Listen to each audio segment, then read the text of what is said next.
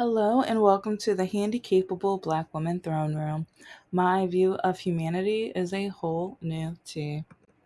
Okay, it's part two. So, yeah, get something to drink, my royalty, and also something to nibble on because the more I talk about it, and yeah, a lot of people say have it scripted, have it listed, a bullet points, and part of me that doesn't feel as I don't know, like part of me, if you already know, if like, and if you're new, hi, welcome. Just know that I have a catalog of now over 450 episodes where I spill my personal tea. Like, I go into the mental and physical and financial ABUSC that I have dealt with when it comes to dating, relationships, family, and internal because I was at a point where medical because I was at a point that I hated myself because of my undiagnosed disability for over 30 years, but now it's diagnosed and I'm learning myself, but at the same time I still blame myself for something that I didn't know, but I was telling the truth for years, but everyone accused me of being a liar or creating an excuse or blaming whatever or only wanting to get attention to distract away from my perfect sister who, well, but now I celebrate her because she is amazing, and to most people she is perfect, and I love that for her. But there were years where certain people would try to maneuver and figure out ways for me to hate her, despise her, be jealous of her when we're two different people. And I will talk about the reflection of that at a later date, but yeah, it's like when people talk about, or even talk, like when I talk about the need for mental health and therapy and things, it's astonishing how many people, especially from the church, is like I talk about the brainwashing, but a lot of people from the church, well, you better get a therapist from the church, and it's like, but yeah, the things they do or say, and they are some of the people who tell me that the reason that I walk the way I do is because I there's a demon in me. Like, yeah, I've had one who told me there must be a demon or something in me, and but anyway, it's crazy how many people who tell me that therapy is bad because that means that you are being dependent on someone else's mind, and or therapy doesn't help anybody, or when men tell me, oh, that's a feminine thing. It's like if I go to therapy, but then they don't realize that's why a lot of men end up using and, overusing certain items in their lives, or especially when it comes to breakups and when a woman leaves, especially after the man either cheats or they're like, a lot of men don't use emotions to the point where they use violence instead of emotions, but then violence is caused by an emotion, anger is an emotion, but men are a lot of men, not all but a lot, are so scared to dive in to the emotions that most people call girly or women or feminine or whatever, because they're like, don't cry, that's girl. Like, men, if like, see, if a man is too scared to cry, I don't want anything to do with you. I don't want to date you. I don't want to, like, I can't have a conversation with you, because if you're not able to identify with all of your emotions and feelings, and like, that makes me know that you can't really have empathy for other people. And that's one reason why I don't really get along with a lot of the conservative Republicans, because, like, they say they're at a point where they're like, empathy is like evil, or one even said that it was a sin and stuff like that, and it's to a point where, okay, love and empathy, like compassion, like, what, where we it's like the Bible has how many, like, definitions or words for love, but now you're going to say empathy. Like, empathy comes from love and caring and compassion, but you know what, that should be another episode for another day or whatever. But anyways, part two is like, Because I talk all about that because when I talk about Mr. No Heart, he had no heart. I hope he has one now, but he had no heart. And I wish he could look at the reflection of himself. I wish he could see what I saw. And I wish he could see what other people saw, because other people would come to me and tell me, he really needs you. You shouldn't break up and see. Okay, okay. I need to, like, I think I've mentioned this before, but you know what? If you missed that episode, don't ever tell somebody to stick around somebody because they their purpose is to help them. Their purpose is to heal them. It's like if someone is toxic, if someone is hurting someone emotionally, it doesn't have to be physically, but emotionally, mentally, financially, no.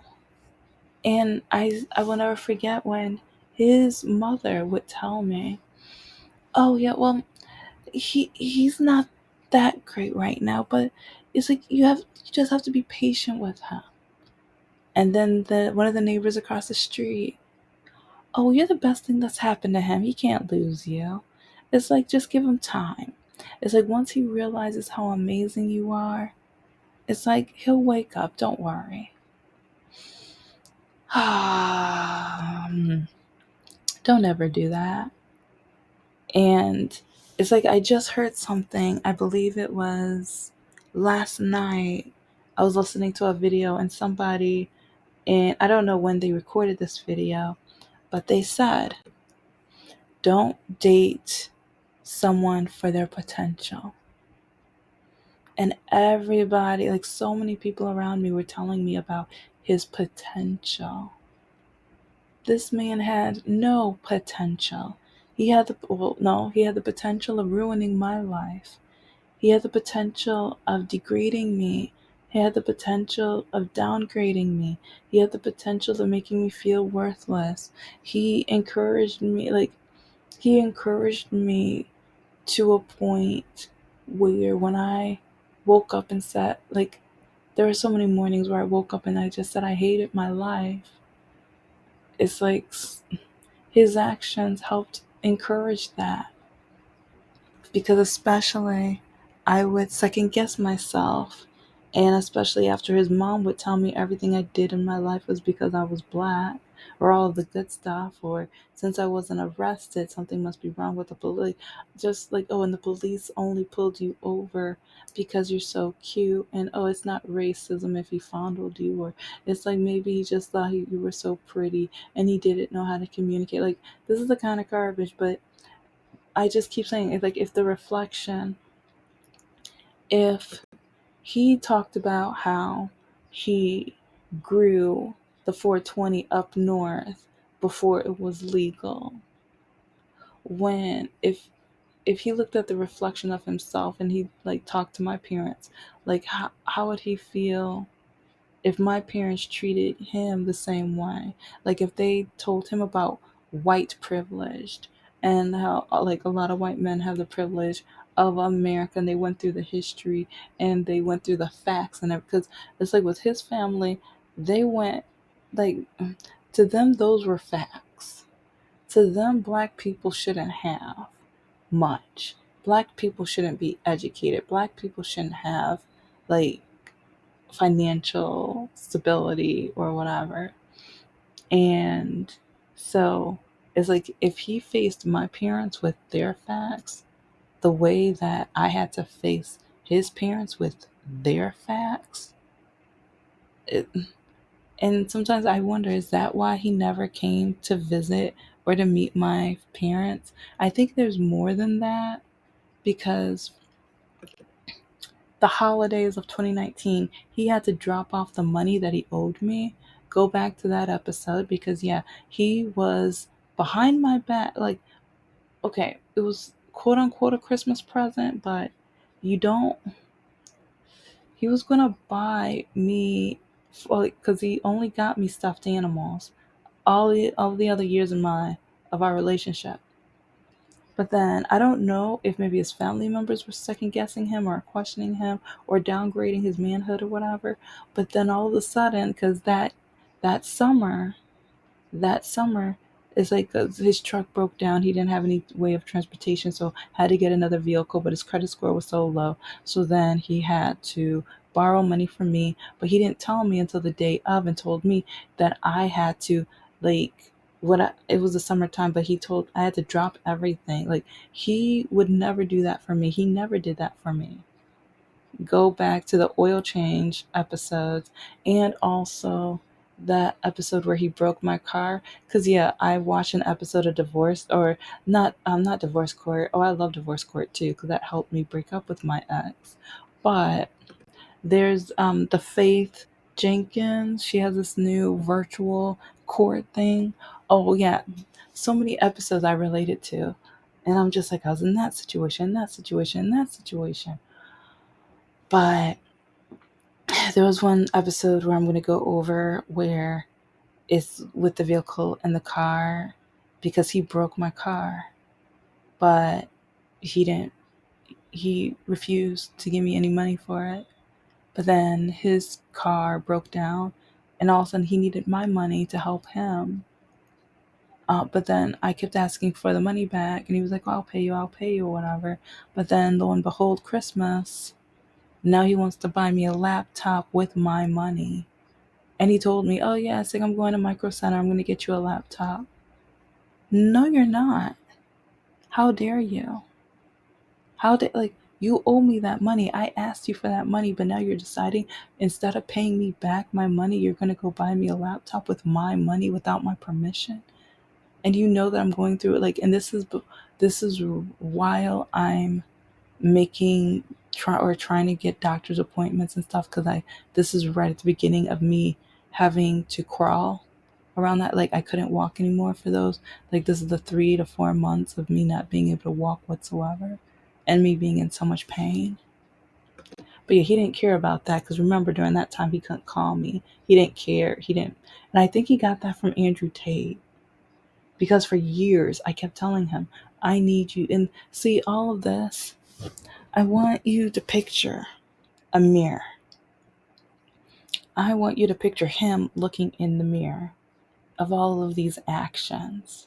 Because I kind of want to know now, if the tables were turned, if now, like, if he was dating a young lady and she was treating him the same way he treated me, because if he always had to call her and she only called him when she wanted some bedroom attention, or when she needed some cash for her car, or when, like, when it just needed something, because he literally only called me when there was a catch, when he needed something. Or better yet, while I was working two to five jobs at the same time, it's like he knew my weekends. Like, I stayed in bed as late as I could. And it was like not late, but I have a terrible time going to sleep, insomnia, whatever. But it's like I wake up later so that I go and relax in the bathtub or whatever. And then I clean up some around the house, work on my syllabuses, either for the college or the K through 8 school or whatever. I'm doing my thing, trying to do my thing or whatever.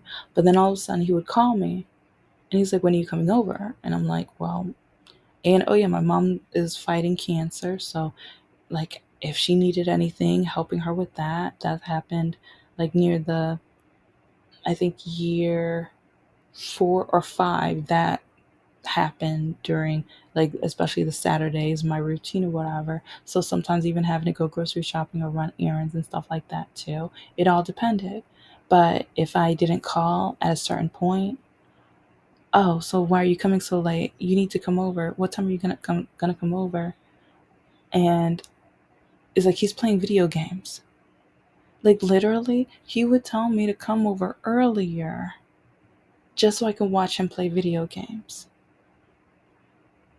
It's like I have other things that I can be doing, and even, like, So that's one reason why I don't I this is why it's so frustrating, because no one I didn't have a cheerleader, and I kept cheering everyone else on with their dreams or goals, or because when he wanted to start a business. Oh, yeah, I told the story already too, but he begged, like, he knew I wanted to start a business, but he would always put me down for start, like, when it came to the t-shirt designs and or some of my book ideas and my poetry.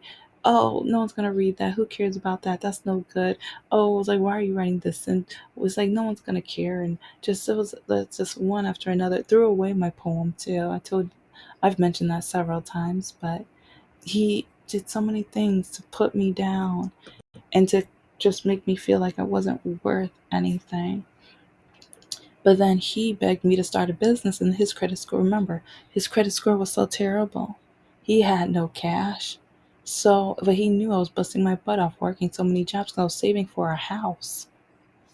And see, this is why, oh, I wish he had a mirror right now, because he told me, if we use like some of that money and start the business, we're going to profit, and you're going to be able to buy your house and pay your student loans off. We are going to be so, you're going to be, or he said we, but he kept saying, you're going to be able to do everything you want to. You're going to be able to be comfortable and have, and we're going to get a house. But he meant, I was like, because I knew he wanted to move into the house I bought. I like, it's like there were so many hints, because, and it didn't hit me until years later. I think it was like early last year, early of 2024, did it hit me, where I'm just like, oh my gosh, that's why he said all of this. Like, because even so, he would even hint to me, oh, well, when you get a house, you need to do this and you need to get that. And oh, your house should have this. And I'm like, but I don't want that. Oh, well, but don't you want it? Like, no, I don't. And he would try to sell me on the idea of the type of house that he wanted. And that was really annoying and frustrating and everything, but it kind of made me realize he wanted me to get a house that he would want so he could try to move in and probably move in his daughters, which would have no, never would have happened. If you've been watching and listening, you already know. You already know. But, and I don't know why, but it's just like there's so many things that happen in our relationship where I just want to know what would have happened if he just looked in the mirror and just watched everything that he had done. And like, because with his family, he allowed them to just hurt me so much, meant especially even with the Black Lives Matter stuff. They, like, he allowed them to call me, like, they called me racist for being with Black Lives Matter. And I had to remind them, you remember, you said it was okay that when I got pulled over, or, and I told her two of the most personal, like, situations where the police officer pulled me over and emptied out all my bags and fondled me and everything like that. And she was just like, oh, well, he just thought you were beautiful. And then the time where he, like, the other police officer followed me for 15-20 minutes until I was in my driveway. Waited until I opened my garage door, but then he told me I didn't look like I lived there. It's like, and she just shrugged that off. It's like, I wonder if my ex would have told my parents about, like, about the times he got arrested. I wonder what my how like I wonder how what would have happened. And it's like, because I would have defended him, or I would have tried to cut the conversation or whatever. And or even with his 420, with him growing it while before it was legal, I would have tried to either, like, first I would see where the conversation was going, so then I would know how to direct it. But then even say, you know what, well, it's legal now, and now he wants to start a business with it. Well, he quit that business, so it depends on when in the timeline. But yeah, oh yeah, because yeah, I wish he could look in the mirror, because he promised me so many things, especially with his business idea. Gave me, like, like I've already had a tour of his house, but when he decided, like, because this is years into our relationship, I know where all the rooms in the house are. But all of a sudden, he's like, "Oh yeah, you know what? Let me give you a tour of how we're gonna plan our business. Let me tell you where everything's gonna go. I know the layout and everything."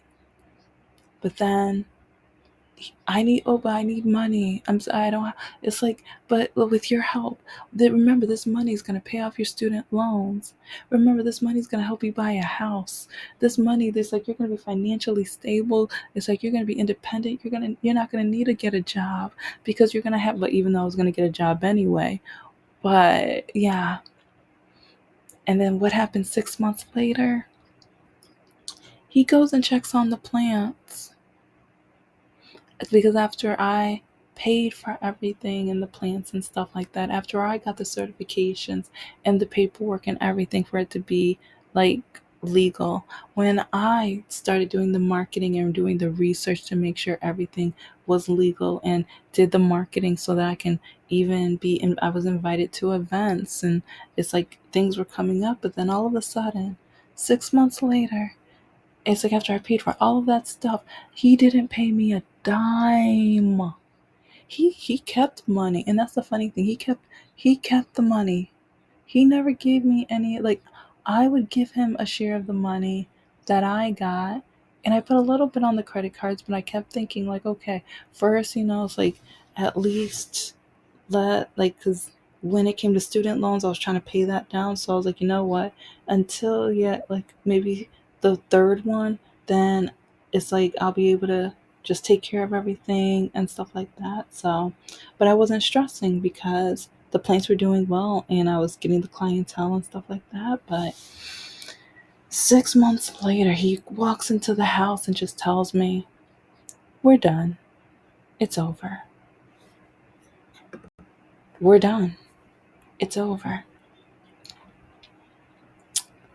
Didn't pay me back a penny, not a dime, nothing, zilch. And a lot of that was on my credit cards. We're talking about $2,500 to $3,000. If I did the math of how much this man owes me, because there were so many times where he would tell me, "I don't have enough gas money," or "I don't have enough money for gas and I need to make it to work." And I thought he would pay me back. I thought over time, like once he got his act together, once he got his life together, he would, start at least paying me back. No, not a dime. And whenever I needed his help, not at all.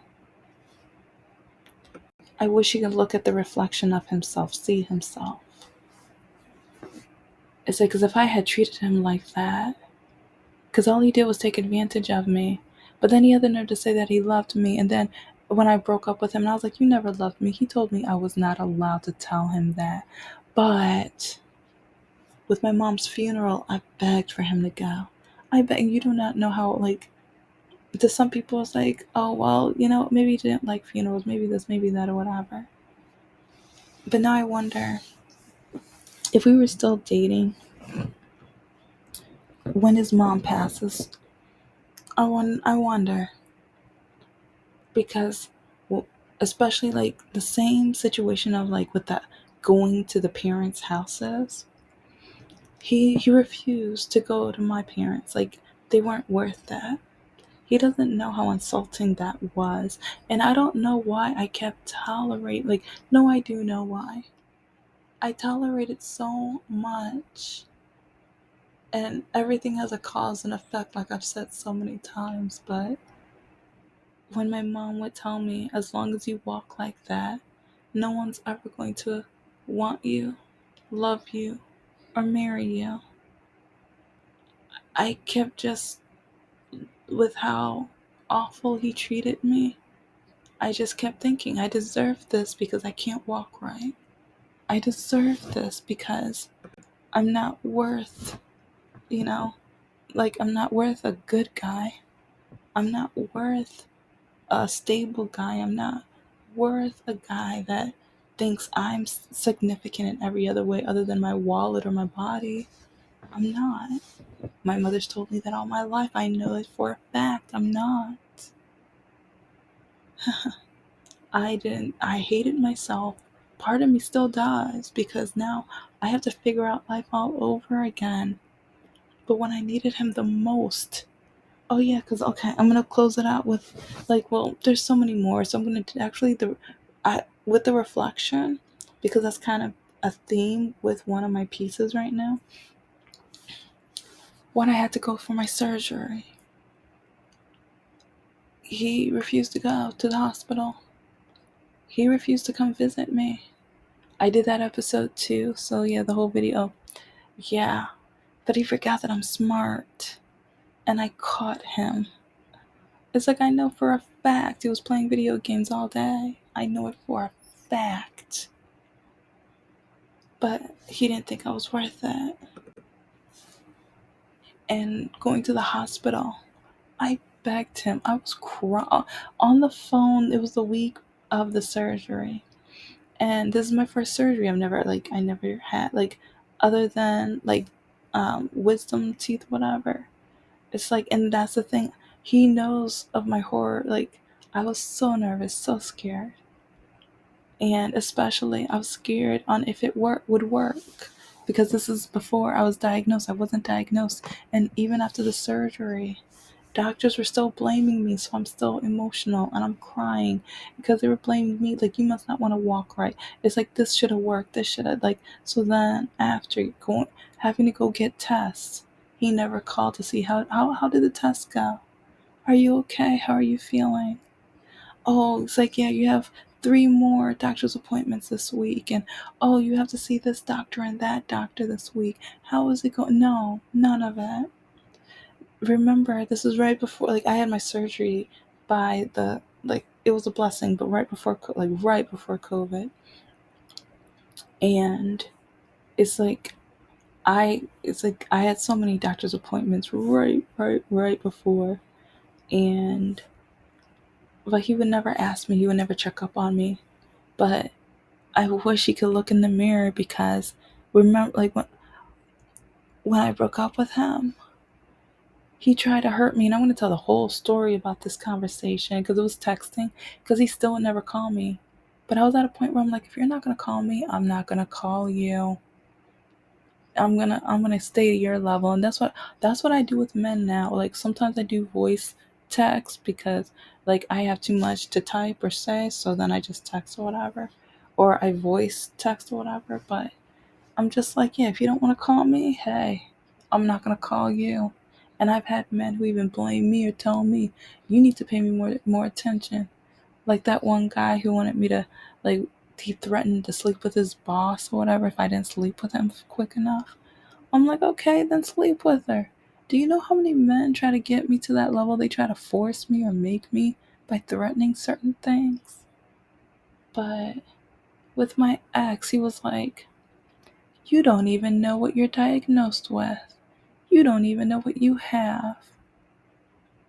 Out of all the pain, out of everything I've been through, you wouldn't even call, you wouldn't even go to the surgery, you wouldn't even come after. You lied saying you're gonna come visit, but you played video games all day.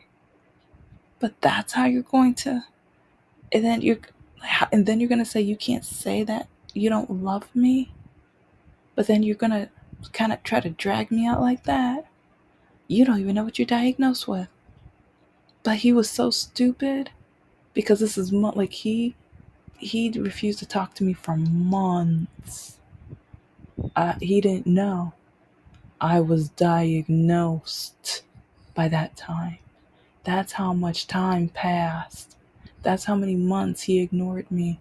He refused to call me, so I didn't call him. He didn't text me, so I didn't text him. This was like at first it was 4 months, but then 5, 6, so many months, because he kept thinking, oh, she'll call me. She'll call me. No, I was done. Done. So I wish he can look in the reflection. I hope he can look in the mirror and see the reality, see the realization of the pain that he caused. He probably enjoyed it too. But anyway, Thank you so much Thank for you so listening much to for the listening to the Handicapable Black Woman Handicapable Throne Black Room. Woman Throne I Room. am a I woman, am a I am of woman, color, I am of and I color, am and I am handicapable. But most handicapable. But most importantly, I am importantly, I human am and you're human human and too. you're human too. Thank you so much